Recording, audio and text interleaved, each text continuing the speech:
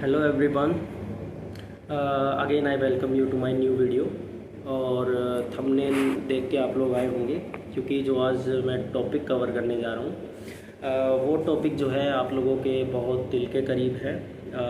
जो लोग भी इस वीडियो को देख रहे हैं उनमें से 70% लोग जो है SIP करते होंगे या म्यूचुअल फंड में काम करते होंगे। तो ये टॉपिक चुनने का मेरा पर्पज़ यही है कि जो मेरे दोस्त हैं SIP करते हैं, तो क्या ये उनके लिए ठीक है SIP करना या म्यूचुअल फंड में पैसा डालना। आज थोड़ा सा उसी के ऊपर मैं बात करने जा रहा हूँ। तो मेरा नज़रिया थोड़ा सा अलग है। कुछ लोगों को ये हो सकता है कि पसंद ना आए, बट ये प्योर माय ओपिनियन है। ठीक है, ये मेरी ओपिनियन है जो मैं आपके साथ शेयर कर रहा हूँ। ठीक है, तो थोड़ा लॉजिकल बात करेंगे इसमें। ऐसा नहीं है कि मैं ऐसे ही वीडियो में आके कुछ भी बोल दे रहा हूँ। ठीक है, तो मैं आपको थोड़ा सा लॉजिक के साथ बात करके आपको कुछ बताऊँगा। आप थोड़ा सा उसके ऊपर विचार कीजिएगा, थोड़ा सा स्टडी कीजिएगा कि मैं ऐसा क्यों बोल रहा हूँ, उसके पीछे कुछ लॉजिक है। ठीक है, तो स्टार्ट करते हैं अपनी वीडियो को। देखो, आप लोग जो SIP करते हैं, कोई भी SIP करता है, नॉर्मल आदमी ही SIP करता है। कोई रिच आदमी तो SIP नहीं करेगा, मिडिल क्लास आदमी करता है।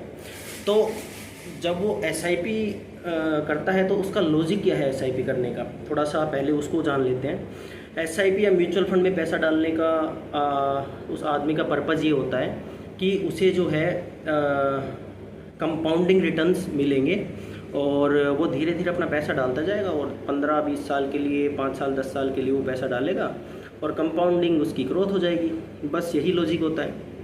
ठीक है, लेकिन SIP काम कैसे करती है? अल्टीमेटली तो पैसा आपका मार्केट में ही जा रहा है ना। तो मार्केट कभी ऊपर जाता है, कभी नीचे जाता है, उसमें क्रैशेस भी आते हैं। ठीक है, हमेशा मार्केट ऊपर तो नहीं खड़ा रहता है। ठीक है, तो अभी जो मार्केट चल रहा है वो आप लोगों की SIP और म्यूचुअल फंड की वजह से ही चल रहा है। I agree. ठीक है, इसमें कोई दो राय वाली बात नहीं है कि इस SIP के पैसे की वजह से मार्केट आज ऊपर खड़ा है। क्योंकि जो लोग मार्केट को क्लोजली वॉच करते होंगे उनको तो पता ही है कि FIIs कैसे जो है पिछले कुछ महीनों से, मैं महीनों की बात नहीं कर रहा हूँ, मैं चलो साल की बात कर रहा हूँ। पिछले 2 साल से या 2 साल से FIIs जो है मार्केट में माल बेच रहा है। तो उस माल को कौन खरीद रहा है? और FIIs जो है अगर माल बेच रहा है तो वो क्यों बेच रहा है, क्या कारण है उसका? ठीक है, थोड़ा सा उसके बारे में भी बात कर लेते हैं। तो उनका माल बेचने का रीज़न सिर्फ़ और सिर्फ ये है कि उनको लगता है कि इंडियन मार्केट जो है बहुत महंगा हो गया है। ठीक है, स्टॉक्स जो है अपने जो उनका PE लेवल है, ठीक है, उनका जो वैल्यूएशन है बहुत हाई है और इसलिए वो अपने माल को जो है बेच के यहाँ से निकल रहे हैं धीरे धीरे। तो वो जो माल मार्केट में छोड़ रहे हैं उसको अब्जॉर्ब कौन कर रहा है? उस माल को अब्जॉर्ब कौन कर रहा है? उस माल को अब्जॉर्ब कर रही है SIP। आप लोगों की SIP, आपका म्यूचुअल फंड जो है उसको अब्जॉर्ब कर रहा है। ठीक है, अनाप शनाप पैसा जो है मार्केट में आ रहा है, हम लोगों का पैसा मार्केट में जा रहा है, इसलिए आज मार्केट ऊपर खड़ा है। तो क्या ये हमेशा ऊपर खड़ा रहेगा? पैसा तो इसमें जाता जाएगा। ठीक है, और ये क्या ऊपर ही जाता जाएगा? नहीं, ऐसा नहीं होता है। ठीक है, मार्केट ऐसे काम नहीं करता है। और जो रिटेलर्स का पैसा है वो ज़्यादा टाइम तक मार्केट को ऊपर नहीं रख सकता है। ठीक है, कुछ हमें जो है FIIs की भी ज़रूरत पड़ती है इसको ऊपर रखने के लिए, हमें DIIs की भी ज़रूरत पड़ती है, हमें इंश्योरेंस कंपनीज़ की भी ज़रूरत पड़ती है और बड़े इन्वेस्टर्स की ज़रूरत पड़ती है। इसलिए मार्केट जो है ऊपर खड़ा रह सकता है। ठीक है, तो जो SIP का पैसा है वो अंधाधुंध जो है चेज़ कर रहा है कुछ स्टॉक्स को। इंडियन मार्केट में कितने स्टॉक्स होंगे जो काम करते हैं? कितने एक्टिव स्टॉक्स होंगे जो काम करते हैं? 5000, 7000। तो पैसा जो है उनमें जाए जा रहा है, उसकी वैल्यूएशन को हम बढ़ाए जा रहे हैं। ठीक है, और एक टाइम आएगा जब सब लोगों को जो है उसकी वैल्यू ज़्यादा लगने लगेगी, तब क्या होगा? तब क्या होगा, वो सोच के थोड़ा सा डर लगता है, थोड़ा सा लगता है कि कुछ तो गलत हो रहा है। ठीक है, एक एग्ज़ाम्पल देता हूँ। एक एप्पल है, अच्छा एप्पल कोई भी, उसकी आप क्या वैल्यू लगाओगे और किस वैल्यू तक आप उसको ख़रीद पाओगे? 10 रुपये तक, 20 रुपये तक, 50 रुपये तक, 100 रुपये तक, 1000 तक, चलो 10,000 तक। लेकिन उसके बाद भी अगर उसकी वैल्यू ना रुके तो कितने लोग उस एप्पल को ख़रीद पाएंगे? एक टाइम आएगा ना कि आप लोग सोचोगे कि बस भाई रुक जा, ये एप्पल बहुत महंगा हो गया है, अब मैं नहीं ख़रीद पाऊँगा इसको। ठीक है, तो उस टाइम पे जिन्होंने एप्पल ख़रीद रखे होंगे 5,000 के रेट पे, 7,000 के रेट पे, 8,000 के रेट पे, वो क्या करेंगे? वो क्या करेंगे? खा तो पाएंगे नहीं इतने एप्पल्स को। ठीक है, मैं एक एग्जांपल दे रहा हूँ, कनेक्ट करने की थोड़ा कोशिश करना। तो वो क्या करेंगे? उस माल को बेचने की कोशिश करेंगे। तो जो 7,000 का एप्पल है, आप जब उसको बेचने जाएंगे तो वो बिक पाएगा? सीरियसली बिक पाएगा वो? ठीक है, वापस टॉपिक पे आ जाता हूँ। तो जब आप अपने स्टॉक्स की वैल्यू को, आपके NAV की जो वैल्यू है, NAV मिलता है ना आपको, NAV की वैल्यू को इतना हाई लेवल पे लेके खड़े हो जाएंगे और आप बोलेंगे कि नहीं अभी तो ये और जाएगा और जाएगा।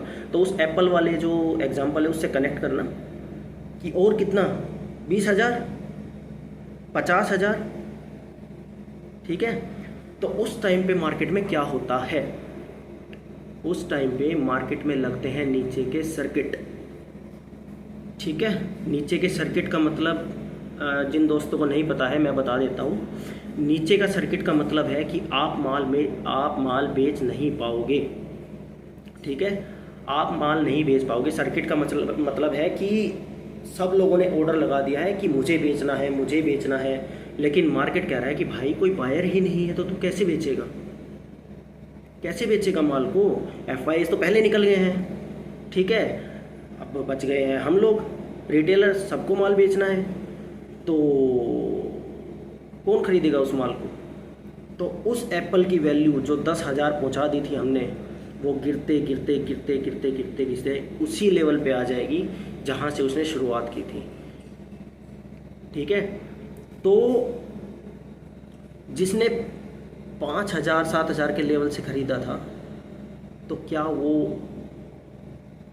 उसके भाव को वहाँ तक देख पाएगा? थोड़ा सा सोचना इस चीज़ को, तो विचार करना इस चीज़ पे।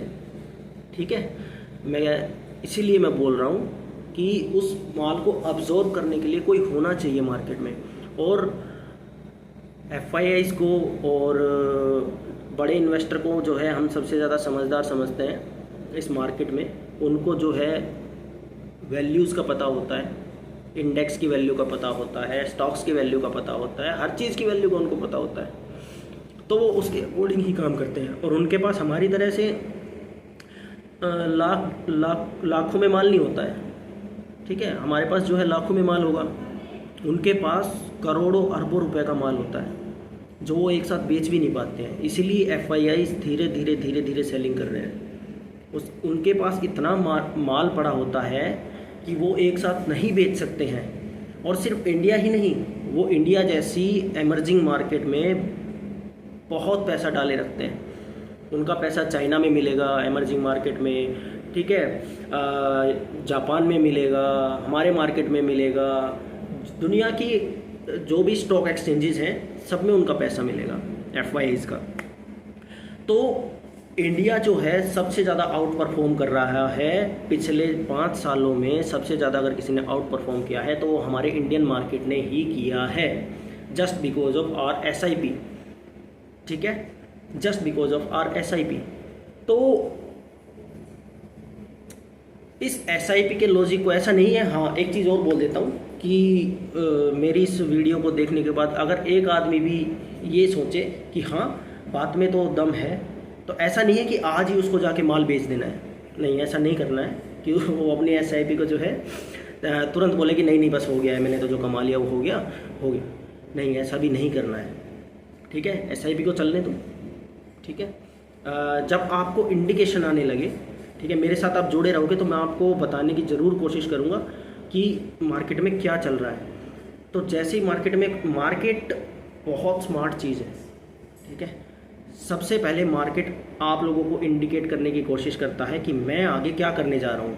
वो आपकी समझ के ऊपर डिपेंड करता है कि आप उस इंडिकेशन को समझ पाते हो या नहीं पाते हो। तो जब मार्केट ये इंडिकेशन देना स्टार्ट करेगा कि हाँ, यहाँ से मैं एक बड़ी करेक्शन के लिए तैयार हो रहा हूँ या बड़ा मैं क्रैश लेना चाह रहा हूँ, तो आपको इंडिकेट करेगा। उस टाइम अपना पैसा, कुछ, मैं ये नहीं कह रहा हूँ कि पूरी एसआईपी निकाल लेना, कुछ पार्ट ऑफ योर एसआईपी, अगर वो बहुत हैवी अमाउंट हो गया है तो उसको बुक कर लेना, अपने प्रॉफिट को एंजॉय करना और आराम से बैठ जाना। और एसआईपी को तब कंटिन्यू करना जब अच्छा क्रैश आ जाए। ठीक है, वो आपके ऊपर डिपेंड करता है कि आप अपनी एसआईपी को उस टाइम पे कितना जो है प्रॉफिट बुक करते हैं। उसमें वो हर आदमी अपने हिसाब से देख सकता है। ठीक है, तो अल्टीमेटली मेरा कहने का मतलब यही है कि अंधाधुंध हम जो है चीज़ों को चेज़ ना करें और लॉजिक लगा के काम करने की कोशिश करें इस मार्केट में। ठीक है, तो अगर वीडियो आपको ठीक लगा है, ठीक है, तो थोड़ा सा इसके ऊपर विचार करना और सोचने की कोशिश करना कि आगे क्या हो सकता है। ठीक है, बाकी धीरे धीरे हम तो बात करते ही रहेंगे। चलो, आज के लिए इतना ही। Thank you.